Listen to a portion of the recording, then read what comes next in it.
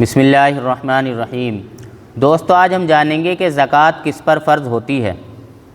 تو سب سے پہلے آپ یہ بات سمجھیں کہ زکوٰۃ مالدار پر فرض ہے، جس کو صاحب نصاب بھی کہتے ہیں۔ اسی طریقے سے زکوٰۃ مسلمانوں پر فرض ہے، کافر پر زکوٰۃ فرض نہیں ہے۔ اسی طریقے سے زکوٰۃ بالغ پر فرض ہے، نابالغ پر زکوٰۃ فرض نہیں ہے۔ اسی طریقے سے زکوٰۃ عاقل پر فرض ہے، پاگل اور مجنون پر بھی زکوٰۃ فرض نہیں ہے۔ اب یہ بات سمجھیں کہ صاحب نصاب کسے کہتے ہیں۔ تو یہ بات سمجھیں کہ اگر کسی کے پاس 52.5 تولہ چاندی ہو تو اس پر زکوٰۃ فرض ہے، یا کسی کے پاس 7.5 تولہ سونا ہو تو اس پر بھی زکوٰۃ فرض ہے، یا کسی کے پاس اتنا پیسہ ہو کہ اس سے 52.5 تولہ چاندی خرید سکتا ہو تو اس پر بھی زکوٰۃ فرض ہے، یا کسی کے پاس اتنا پیسہ ہو کہ جس سے 7.5 تولہ سونا خرید سکتا ہو تو اس پر بھی زکوٰۃ فرض ہے، یا کسی کے پاس اتنا مال ہو تجارت کا کہ اگر وہ تجارت کرتا ہو تو اس پر بیچنے کا اتنا مال ہو کہ وہ جب اس کو بیچے گا تو اس کی قیمت سے یا تو 52.5 تولہ چاندی آ جائے گی یا 7.5 تولہ سونا آ جائے گا، تو اس پر بھی زکوٰۃ فرض ہو جائے گی۔ یعنی 52.5 تولہ چاندی، 7.5 تولہ سونا،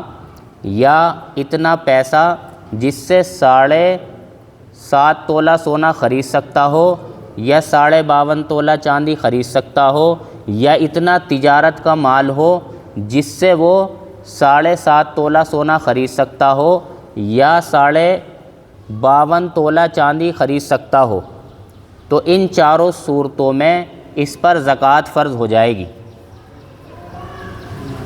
اسی طریقے سے بات سمجھیں کہ اگر کسی کے پاس نہ تو 52.5 تولہ چاندی ہے، نہ 7.5 تولہ سونا ہے، نہ اتنا پیسہ ہے جس سے 52.5 تولہ چاندی خرید سکتا ہے، نہ اتنا پیسہ ہے کہ جس سے 7.5 تولہ سونا خرید سکتا ہے، نہ اتنا تجارت کا مال ہے جس سے 52.5 تولہ چاندی خرید سکتا ہے، نہ 7.5 تولہ سونا خرید سکتا ہے، لیکن اس کے پاس یہ چاروں چیزیں تھوڑی تھوڑی ہے۔ تھوڑا سا سونا ہے، تھوڑی سی چاندی ہے، تھوڑا سا اس کے پاس پیسہ ہے، اور تھوڑا سا تجارت کا مال ہے۔ تو اب اس آدمی کو چاہیے کہ ان چاروں کی قیمت کو لکھ لے اور طے کر لے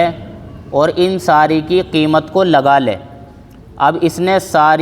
ان چاروں کی قیمت کو لگایا، اب اس نے دیکھا کہ یہ اتنی قیمت ہو گئی ہے جس سے 52.5 تولہ چاندی خریدی جا سکتی ہے،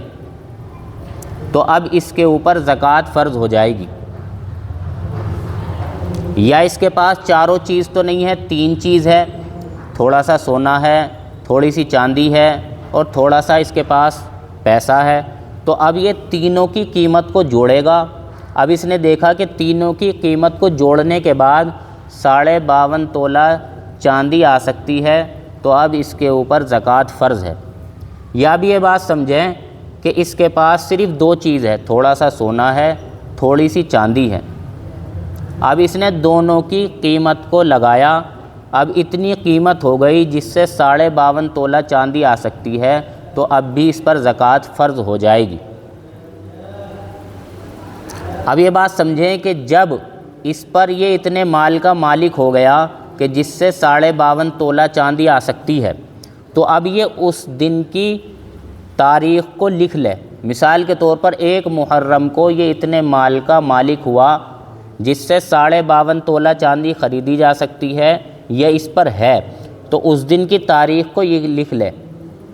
اب جب اس پر 1 سال گزر جائے گا، اگلے سال کا 1 محرم آئے گا،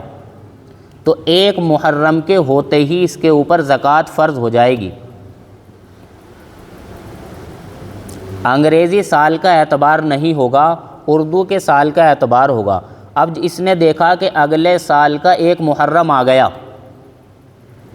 اور اس نے ساری چیزوں کی قیمت کو لگایا، اور اس نے قیمت لگایا کہ میرے پاس ساری چیزیں 1,20,000 روپے کی ہیں، اور اس نے اسی کے ساتھ یہ بھی حساب لگایا کہ مجھ پر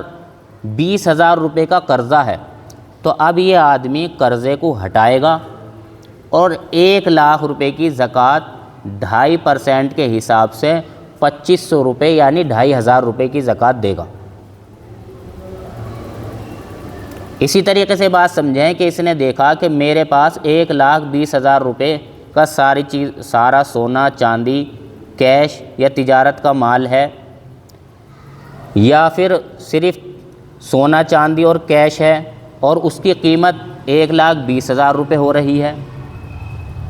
اس نے ان کی قیمت کو جوڑا اور اس کے ساتھ اس نے یہ بھی حساب لگایا کہ میرے 80,000 روپے کسی اور کے اوپر ہیں،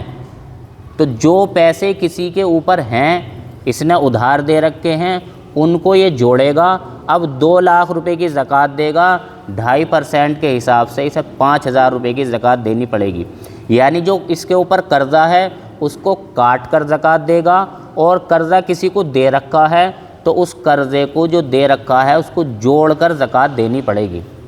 اللہ تعالی ہم سب کو صحیح سمجھ کی توفیق نصیب فرمائے۔ وآخر دعوانا الحمدللہ رب العالمین۔